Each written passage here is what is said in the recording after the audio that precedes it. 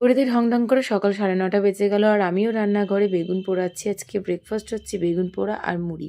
এদিকে দিদা আর ঋষি গেছিলো একটু ঘুরু করতে। তারপরে দিদার স্নানও হলো। ভাইকে বললাম তুই স্নানটা করে পুজোটা দে।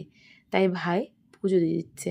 আর দিদা দেখছে যে কত সুন্দর করে সে সাজিয়ে গুছিয়ে পুজোটা দিয়েছে। দিদা আজকে আমার কাছে লাঞ্চ করেনি, মাসির বাড়ি চলে গেল।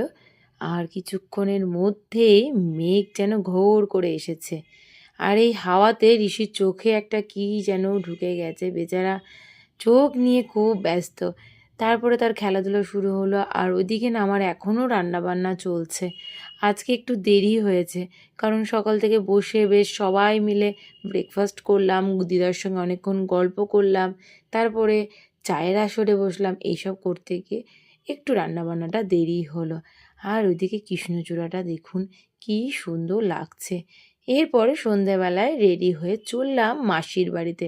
দিদার সঙ্গে বসে একটু গল্পও করব, আর সন্ধেবেলাটা আজকে ওখানেই কাটাবো। এনার এদিকে নাচ চলছে। চেনা পথ ধরে সুন্দর মিষ্টি একটা আবহাওয়াকে সঙ্গে নিয়ে চললাম। আর তারই সঙ্গে সকলকে জানালাম good night and sweet dream.